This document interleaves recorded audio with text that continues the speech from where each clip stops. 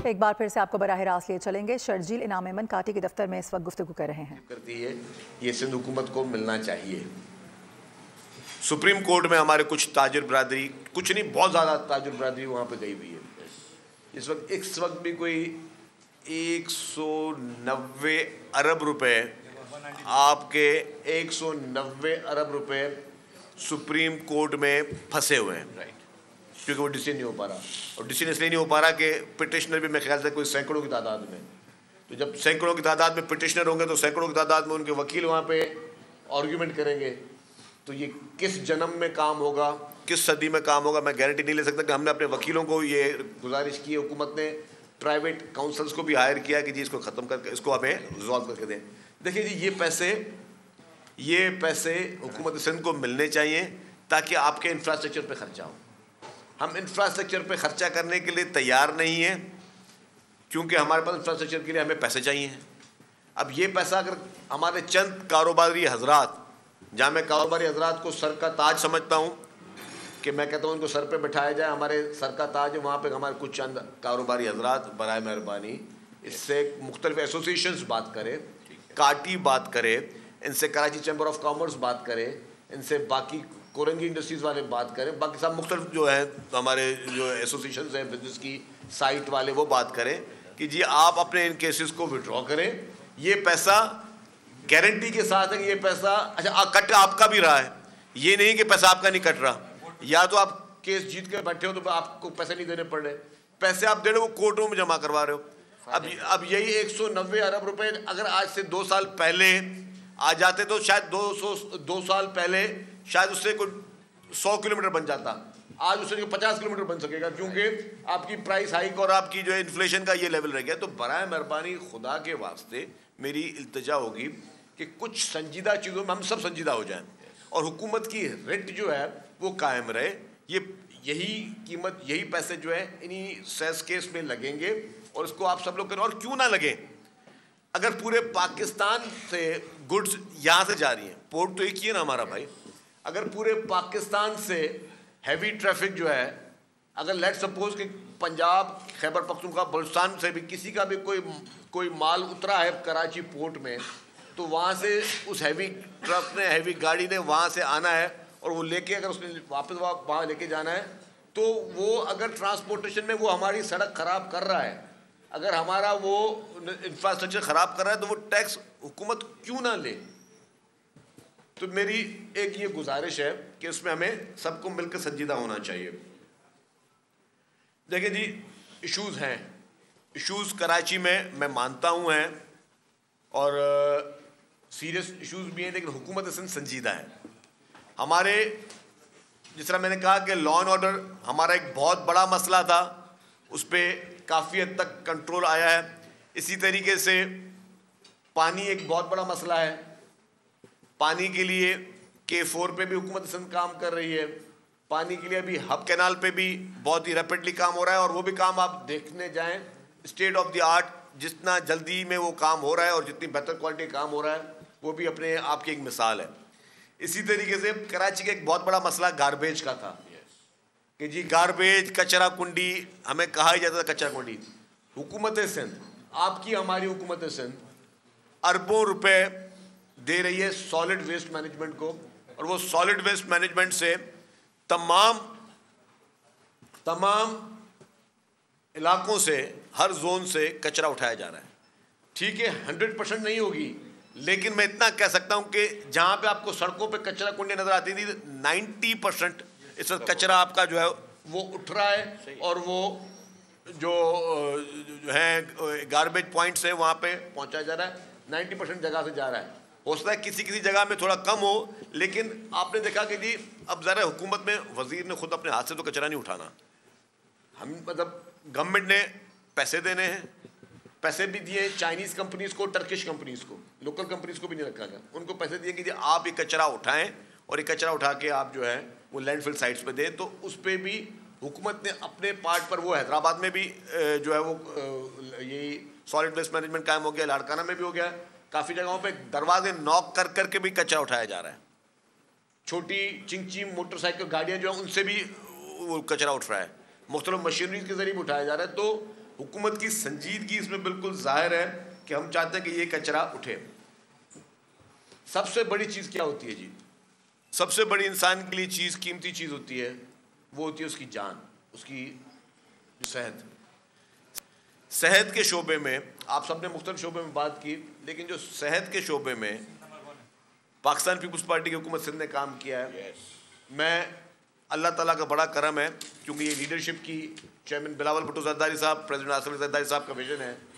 पूरे पाकिस्तान में वाहिद अगर कोई शहर है जहाँ state of the art free of cost hospitals मौजूद हैं, तो वो आपका कराची है।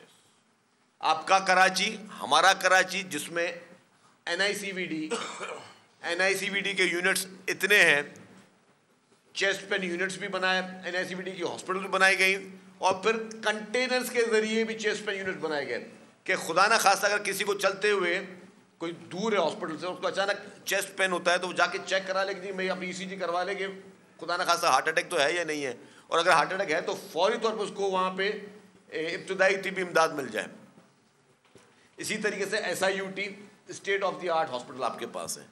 इसी तरीके से चिल्ड्रन हॉस्पिटल आपके पास state of the art hospital है। साइबर नाइफ जो आपकी हॉस्पिटल है, वो साइबर नाइफ जो आप पूरी दुनिया में चले जाएं, 11 मुल्कों में साइबर नाइफ इस वक्त चल रही है, 11 मुल्कों में, और 11 मुल्कों में जहां जहां साइबर नाइफ चल रही है वहां पर $50,000 से लेकर $1,00,000 में इलाज होता है। और दुनिया में वाहिद मुल्क है पाकिस्तान, दुनिया में वाहिद मुल्क है पाकिस्तान जहां पे साइबर नाइफ मुफ्त में इलाज हो रहा है।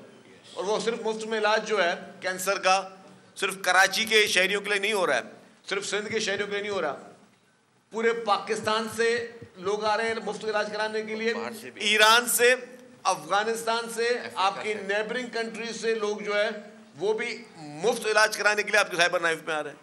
तो मुझे ये बताएं, गंबट हॉस्पिटल जो है आपकी सिंध में बनी हुई है, स्टेट ऑफ द आर्ट, जहां पे लिवर और लंग्स का ट्रांसप्लांट फ्री ऑफ कॉस्ट हो रहा है। इसी तरीके से हेल्थ सेक्टर में जो जिस तरीके से हुकूमत सिंध ने काम किया है, क्योंकि ठीक है इंसान के 100 मसले होते हैं, 100 इश्यूज हैं, लेकिन जो हेल्थ का इशू है उससे बढ़कर कोई चीज़ नहीं। कहते जान है तो जहान है। और मैं आपको एक बात बताऊं, क्योंकि ये बात मैं पहले 10 दफ़ा कह चुका हूँ, मीडिया में लोगों ने देखी भी है, आप लोगों से पहली दफ़ा मेरी इंडस्ट्री से बात हो रही है। मेरा ताल्लुक हैदराबाद से, हैदराबाद का रूरल एरिया टंडो जाम, जहाँ का मैं शहरी हूँ। सुबह को 4 साढ़े 4 बजे मुझे हुआ हार्ट अटैक, और बहुत सीवियर किस्म का हार्ट अटैक था। मुझे तो चला भी नहीं जा रहा था, होश भी नहीं था। मैं फुल जो है पसीने में और चेस्ट पेन में, मेरे स्टाफ मुझे लेके गया सुबह को 4 साढ़े 4 बजे NICVD हैदराबाद में, और ज़रा वो 10-15 मिनट का रास्ता था रूरल एरिया से। जब मैं वहाँ पे गया, मैं हैदराबाद का MPA भी हूँ, उस वक्त भी मैं मिनिस्टर था, 2 साल पहले कर रहा हूँ। उन्होंने देखा कि मैं वहाँ पे इलाज कराने आया हूँ, उन्होंने कहा पहले वेट करें, एक और पेशेंट है, फिर उसको ले जाएंगे OT में। बाय नोइंग के फैक्ट कि भाई is the sitting minister, is the MP of this city, but उसके बावजूद भी उन्होंने कहा कि नहीं, मेरिट फर्स्ट। और उसके बाद अल्हम्दुलिल्लाह उन्होंने मुझे वहाँ पर खैर स्टंट डले, मेरी आर्टरीज जो है 95% ब्लॉक थी, स्टंट डले, और मुझे भी उन्होंने उस वक्त फ्री ऑफ कॉस्ट इलाज करके दिया। लेकिन कहने की बात यह कि वो हॉस्पिटल जो ये लोगों का स्टेटस देखकर इलाज नहीं कर रही, वो हॉस्पिटल जिसको जो ये देख रही है कि जी कोई भी आ जाए, ये वाहिद जगह जहाँ आपकी पर्ची नहीं कटती हॉस्पिटल में, कोई शनाख्ती कार्ड आपका चेक नहीं किया जाता। पूरे पाकिस्तान से लोग इलाज करवाने के लिए जो है, आप देखें कि यहाँ पे कराची में आ रहे हैं, और आपके साउथ पंजाब और बलूचिस्तान के ज़्यादातर लोग जो है वो सक्खर NICVD और सक्खर के उन हॉस्पिटल्स में जा रहे हैं, चिल्ड्रन हॉस्पिटल में। और ऐसे बड़े में बड़ी जो खिदमत है ना, सबसे बड़े में बड़ी खिदमत, वो इंसान ज़ात की जान की परवाह करना, वो पीपल्स पार्टी का पहला जो हमारा एक प्रायोरिटी है, that is the health sector. अल्हम्दुलिल्लाह इसमें आप हमारे कराची के इंडस्ट्रियलिस्ट, हमारे दोस्त पूरे पाकिस्तान में ठोक बजा के कह सकते हैं कि जी यस, हेल्थ सेक्टर में हमसे किसी का मुकाबला अल्हम्दुलिल्लाह नहीं है। और हम कोई मना भी नहीं कर रहे, और हम कहते हैं पूरा पाकिस्तान आके इलाज जो है वो हमारे पास से करा के जा रहा है।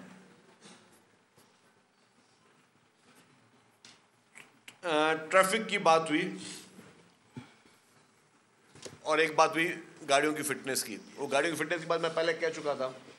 बिल्कुल पोल्यूशन एक निहायती इम्पॉर्टेंट इशू है। लाहौर के बाद पाकिस्तान में कोई शहर अगर हिट होता है तो वो कराची होता है। और आपकी बात ठीक है कि पोल्यूशन में गाड़ियों का जो है वो निहायती अहम है। इंडस्ट्रीज़ भी है लेकिन गाड़ियों का निहायती अहम रोल है। अल्हम्दुलिल्लाह आपके शहर में पाकिस्तान की पहली ईवी बसेस जो लॉन्च करवाई हमने, इंट्रोड्यूस करवाई, उसका मकसद ही ये था कि हम जो है वो डीजल हाइब्रिड से और धुएं से बचें।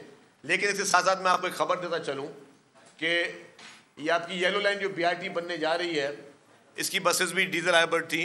हम वर्ल्ड बैंक के साथ ये प्रोजेक्ट कर रहे हैं और हमने इनको कहा है कि जी अब इन बसेस को भी हम EV बसेस बनाने जा रहे हैं, ताकि हम मज़ीद भी अब जो भी प्रोक्योरमेंट करें, कोशिश करें उसको भी EV को करें। और उसके साथ साथ अभी हम कराची में ही EV टैक्सीज स्टार्ट करने जा रहे हैं। और EV टैक्सीज शुरू करने का मकसद भी होगा कि जो गाड़ियाँ चलें वो भी EV में चलें। और उसमें हम पिंक टैक्सीज भी करने जा रहे हैं कि ख़वातीन ड्राइवर और ख़वातीन टैक्सीज हों, और हम बाकी भी जो है वो ब्लू EV टैक्सीज होंगी हमारी, जो मर्द हज़रात को लेके जाएंगी। लेकिन साथ साथ जो असल बात फिटनेस की ज़ुबैर साहब ने भी, अब उसमें मैं ये ऑलरेडी 2-4 मीटिंग कर चुका हूँ। अब मैं ये चीज़ करने जा रहा हूँ, उसकी रेजिस्टेंस बहुत आएगी, मुझे पता है। कुछ काम ऐसे होते हैं कि जब आप करने जाते हैं ना, जब छोटा बच्चा होता है उसको बोलते हैं मैं स्कूल जाओगे, तो बोलता है नहीं मैं स्कूल नहीं जाऊँगा। हम भी कभी शौक में बचपन में स्कूल में नहीं, कोई शौक से तो नहीं जाते थे। तो आजकल के बच्चे अच्छे स्कूलों में पढ़ते हैं तो वो शौक से जाते हैं। तो हम लोगों को तो स्कूल में 3-3 घंटे लाइट भी नहीं होती थी, फिर भी पसीने में पढ़ना पड़ता था। तो शौक से कोई काम नहीं करता। लेकिन अब हम सख्ती करने के लिए हमने फार्मूलाज तय कर लिए हैं। हम गाड़ियों की फिजिकल इंस्पेक्शन पे सख्ती कर रहे हैं। उसके हमें बहुत गालियां खानी पड़ेंगी, लोग मुखालफतें भी करेंगे। लेकिन देखें जी, लोगों के चाहने या ना चाहने से हुकूमतें जो है अपने फैसले नहीं बदलने चाहिए। ठीक है, डेमोक्रेसी है, लेकिन हुकूमतें भी समझती हैं कि कौन सी चीज़ हमारे मुल्क के लिए बेहतर है। ये कोई जस्टिफिकेशन नहीं है। मुझे पता है कि इसमें बहुत ज़्यादा मुझे रेजिस्टेंस आनी है। आपको एक मैं बात बताना चलूँ, और मैं थोड़ा अपनी नाकामियाँ भी बताऊँ ना, कि ट्रांसपोर्ट महकमा ये था कि गाड़ियों की जो होती है फिटनेस, उसके लिए पूरे सिंध में सिर्फ 2 इंस्पेक्टर थे। अब सोचो 2 इंस्पेक्टर जो है उसने पूरे सिंध में गाड़ियों की इंस्पेक्शन करनी है। फिर अभी हमने पब्लिक सर्विस कमीशन से हमें 20 लोग और मिल गए। मुझे पता है 20 लोग भी नहीं कर सकते ये काम। अब जैसे ज़ुबैर साहब ने कहा कि हम पब्लिक प्राइवेट पार्टनरशिप में कोई मॉडल लेके आ रहे हैं कि शायद उसमें हम 3S जितने भी शोरूम्स हैं मुख्तलिफ कंपनियों के पाकिस्तान में, कराची में, सिंध भर में, उनको सबको हम ऑथोराइज करेंगे कि जी यहाँ पे जो भी गाड़ी हो, अगर फिजिकल फिट होगी गाड़ी तो सड़क पे आएगी। वरना होता क्या है, जिस तरह जुनैद साहब ने कहा कि गाड़ियों की जो ज़बून हालत गाड़ियाँ वो हमारे पास चल रही होती हैं, हैवी ट्रांसपोर्ट ख़ास तौर पर। और फिर क्या होता है कि जब हाईवेज में देख रहे होते हैं एक्सीडेंट, तो ज़रूरी नहीं है कि सर कोई गलती से एक्सीडेंट हो रहे हो। पता चला जी गाड़ी की कमानी टूट गई और उसने आगे वाली गाड़ी को मार दिया। अब आगे वाले का कसूर नहीं था बेचारे, उसने भी बड़े तालीम लेकर उसने अपने लाइसेंस भी ले लिए, सीट बेल्ट भी पहन लिए, वो अपने हिसाब से बिल्कुल ठीक जा रहा है। पता चले अगले गाड़ी का टायर घूमता घूमता आ रहा है, चलती चलती गाड़ियों के टायर घूमते हुए आ रहे हैं, टायर बस्ट हो गए, कभी जो कमानी टूट गई। तो इस तरह के वाक़े, तो गाड़ी जब तक फिट नहीं होगी गाड़ी सड़क पे नहीं आएगी। एज ए एक्साइज मिनिस्टर मैंने एक प्रैक्टिस शुरू की, वो भी अल्हम्दुलिल्लाह कानून हमारा रेडी हो गया है और सब चीज़ें कर दी कि जी हमने कहा जी सड़क पे वो गाड़ी नज़र नहीं आएगी जो अनरजिस्टर्ड गाड़ी हो, गाड़ी सिर्फ रजिस्टर्ड गाड़ियाँ नज़र आएंगी। पूरी दुनिया में से होता है। हमारे मुल्क में लोग अप्लाइड फॉर रजिस्ट्रेशन लगा देते हैं और 2-2 साल तक, 3-3 साल तक वही चला रहे होते हैं। तो ये हमने हर एक ने कानून अपनी सहूलत के लिए बनाए हुए, कानून मौजूद हैं, लॉज एग्जिस्ट करते हैं, हम उन पर अमल नहीं कराते। तो ये बिल्कुल वाज़ेह है कि हम गाड़ियों की फ़िटनेस पे हम सख्ती करने जा रहे हैं। हर गाड़ी को अपनी फ़िटनेस चेक करा के रोड पे चलना होगा, और पूरी दुनिया में यूँ होता है। हम उस मैकेनिज्म को थोड़ा स्ट्रांगली लेकर जा रहे हैं।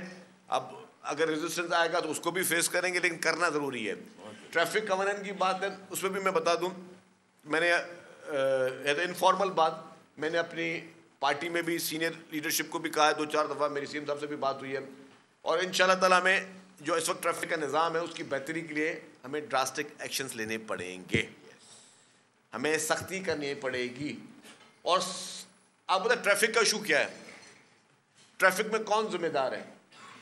ट्रैफिक पुलिस वाले, मैं उनको बहुत कम रोल दूंगा, ठीक है, उनमें अच्छाइयाँ हैं बुराइयाँ हैं। ट्रैफिक पुलिस वालों की गलती नहीं है, गलती हम लोग जो यहाँ बैठे हुए हैं ना इस टेबल पे, हमारी गलती है। हमें किसने कहा है कि गाड़ी चलाओ और जब लाल बत्ती जल रही हो तो ट्रैफिक सिग्नल तोड़ना हो? उसमें भी आ रहा हूँ मैं। किसने हमें कहा है कि जी कि रेड लाइट पे हमें सिग्नल तोड़ना है? हुकूमत ने कहा है, किसी और ने कहा है? नहीं कहा है। वन वे हमने तोड़ने हैं। अच्छा, पार्किंग हमने हमेशा वहां करनी है जहां पे नो पार्किंग हो। आप चले जाए पूरे शहर में आ जाए। अब मैं आ जाता हूँ हमारे प्यारे भाइयों ताजर हजरात पे, आप वाले नहीं, आप तो बड़े ताजर हजरात हो, बाकी हमारे जो और मार्केट वाले, आप जाके देखिए। मैं सिर्फ गाड़ियों के शोरूम की बात कर दूं, खालिद बिन वलीद रोड पे चले जाएं, कहीं और चले जाएं, शोरूम में उसकी प्रॉपर्टी सिर्फ और सिर्फ वो दुकान है। उसने जो भी अपनी कारोबारी जो भी हरकत व बरकत करनी है उसे उस दुकान के अंदर करनी है। दुकान पे गाड़ी खड़ी होगी, फिर दुकान के बाद जो रैंप होगा उस पर गाड़ी खड़ी होगी, फिर 2 लाइनें और लगी होंगी, स्ट्रेट गाड़ियाँ खड़ी होंगी, आपको सिर्फ सिंगल ट्रैक मिलेगा चलाने के लिए। वो भाई खुदा के बंदे कि आप कैसे कर सकते हो? ये दुनिया के कौन से मुल्क में आपको ये परमिशन मिलती है कि आप इस तरह वायलेशन करो? हमारे जितने फुटपाथ हैं उसमें मोटरसाइकिलें खड़ी हुई हैं। भाई किसने बोला आपको? फुटपाथ तो है कि जो पेडेस्ट्रियन की है कि जो बंदा पैदल, इसके पास कोई सवारी नहीं है, वो पैदल वॉक करे वहाँ पे, उस जगह पे आपने मोटरसाइकिलें खड़ी हुई हैं। आप बड़े बड़े चाहे सबर्ब्स एरिया में चले जाएं, पोश एरियाज में चले जाएं, ट्रैफिक के हमने किए। और हम लोगों में हम कुदरती एक सुस्त कौम भी बन गए माजरत के साथ कि अगर हम पता कर गाड़ी वो पार्किंग एरिया बना है तो वहाँ पार्क नहीं करेंगे, दुकान के सामने वहीं खड़ी करेंगे। मेन रोड जो सड़कें हैं, ये तो हम सर्विस रोड की बात है, मेन सड़कों पे भी 1-1, 2-2 ट्रैक पे हमारी गाड़ी खड़ी करके हैज़ार्ड लाइट चला रहे होते हैं कि साहब अंदर गया हुआ, साहब जब अंदर आएगा वापस तब चीज़ें होगी। तो ये सारी वायलेशन हम खुद करते हैं। अब उस वायलेशन का हल क्या है कि सख्ती, डंडा लफ्ज मैं नहीं इस्तेमाल करूंगा, लेकिन सख्ती, रियासत डंडा उठाए सर, शहर को सीधा करने अगर सख्ती करेंगे तो फिर सब लोग चिल्लाएंगे। और पूरी दुनिया में सख्त सख्तियाँ होती हैं। आप किसी और मुल्क में चले जाएं, अगर आपने कोई इस तरह की वायलेशन की तो गाड़ी आपकी इम्पाउंड और 6 महीने तक जो है गाड़ी बंद, और आपको भी बोलते हैं कि भाई कि 5-6 लाख रुपए आपने भी जुर्माना भरना है। लाइसेंस पे पॉइंट, लाइसेंस कैंसिल हो जाते हैं हमारे पास। हमें ट्रैफिक महकमे को भी बेहतर करना है, उसकी अशद ज़रूरत है। ड्राइविंग लाइसेंस के हुसूल के लिए भी उसके मैकेनिज्म को हमने थोड़ा मज़ीद ट्रांसपेरेंट करना है, मज़ीद सख्त करना है। लेकिन एज ए शहरी हम देखें कि हम कहाँ पे इस मुआशरे की उस बुराई में हम शामिल हैं। इसके साथ साथ मैं ज़्यादा वक्त नहीं लूँगा, वैसे बहुत ज़्यादा टाइम ले लिया है। EVM कॉजवे पे जो है ये मैटर मैं जल्दी, मेरी आपसे कमिटमेंट है कि आपको उस पर मैं रिप्लाई करूँगा, और जो भी अथॉरिटीज़ हैं उनसे मैं बातचीत करके, उन मिनिस्टर से, उनके सीनियर से बात करके तो आपको पॉजिटिव रेस्पॉन्स दूंगा कि आपका ये मसाइल भी हल हो जाए। थैंक यू जी, शुक्रिया।